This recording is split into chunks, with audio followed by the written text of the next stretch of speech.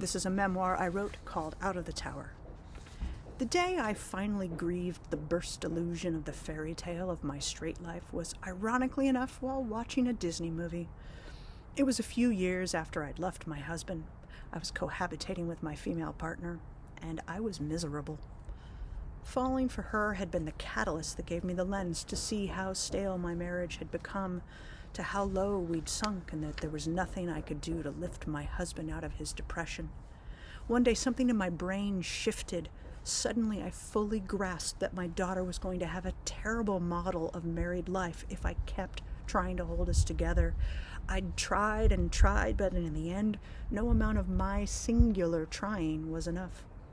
Against my own sense of what's right, I dove straight from him into Francine. At first it was glorious and forbidden, which distracted me from mourning the disintegration of the 13 years Rob and I had spent married. Soon after she moved in with me full-time, something in our relationship shifted. She turned cold and frequently hostile. I didn't know it then, but that was the beginning of the signs of what turned out to be an extraordinarily dysfunctional relationship. I struggled in those early months to figure out what had changed. What had I done that she was now so hot and cold? What did I miss, and where was I failing that everything I did was wrong? I was so busy panicking about the state of my new relationship and being whittled down by it, I still didn't mourn my marriage. Not really.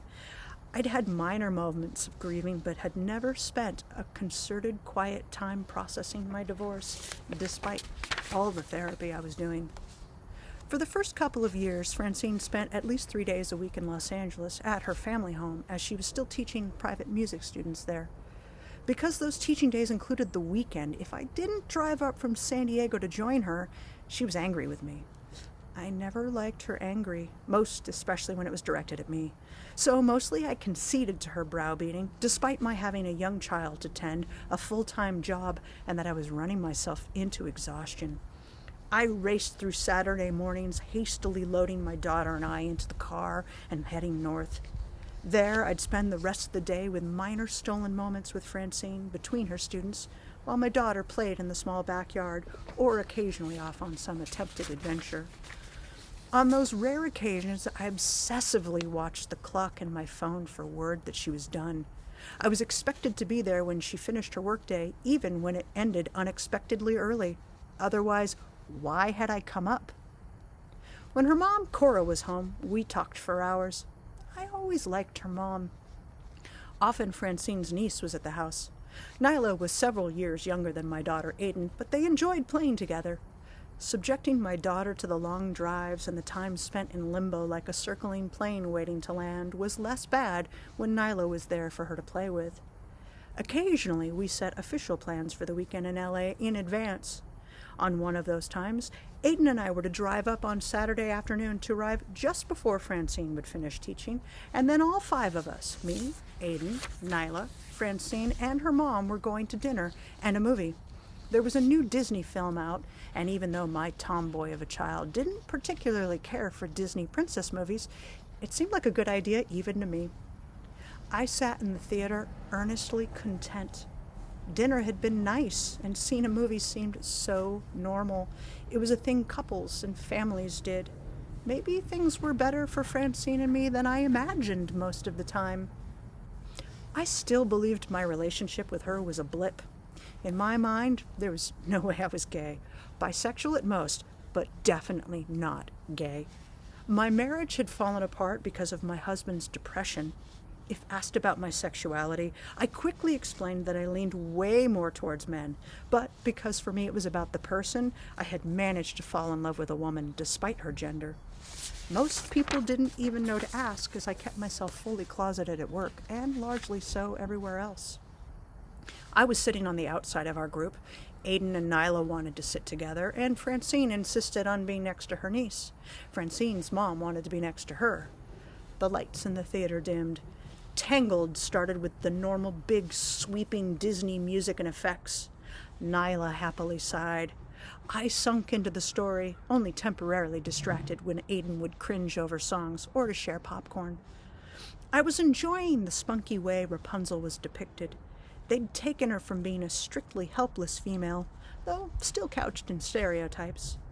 I was truly enmeshed in the plot when suddenly my emotions shifted profoundly. Rapunzel had fallen for Flynn. Their campy straight union was blossoming open in animated big screen style. That's when it hit me, finally. All of the repressed grief over the dissolution of my marriage. I was never going to have that magical life. Suddenly I was overcome with longing for my husband. I choked back tears and bit down on my overwhelming urge to sob. Over and over in my head, I wailed, "I want my husband! I want my husband back!" My unreleased cries were reminiscent of my internal sobbing when I was 7 and missing my father in the wake of my parents' divorce.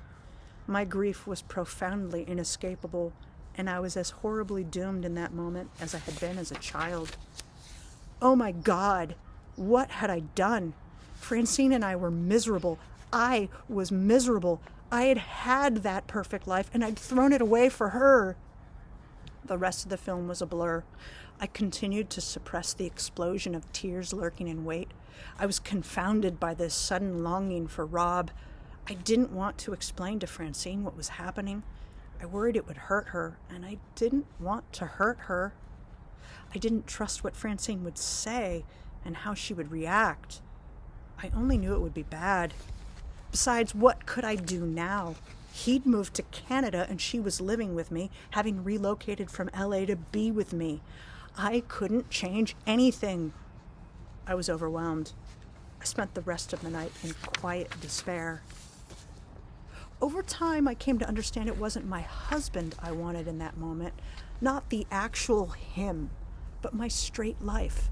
The idea of being swept up in a magical love, of being on a man's arm and tended, being accepted as part of regular society, no one commenting that I look like a dyke or a guy, no longer struggling to fit. Throughout my years with Francine, I was terrified of people finding out I was with her. I feared judgment. I feared that they would declare my marriage was a sham, that they wouldn't hear me when I described his depression and the rift between us, which deepened as that grew, because I did love my husband in my own way and had truly tried to live that life.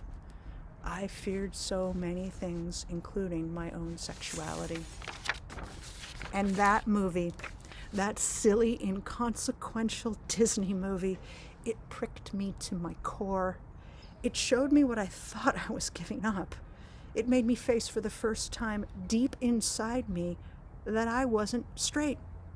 I would never blend into heterosexual society, not if I wanted to be happy, not if I wanted to be true to myself. Tangled. I was tangled. In my core, I was a mess of self-recrimination and fear. It took me many years of deep self-reflection spawned from the final severance of my torturous relationship with Francine, followed by a gloriously passionate, if roller coaster of a relationship with Jess, to realize my "it's about the person" was what allowed me to ever fall for a man, not a woman. My bisexuality is a blip. Truly, I'm a lesbian. What I mourned that day was the illusion of my straight life, the profound wave of sorrow that I would never have what most of society seeks and condones. No fairy tale for me. Not that I ever wanted to wear a gown or be a man's docile arm candy.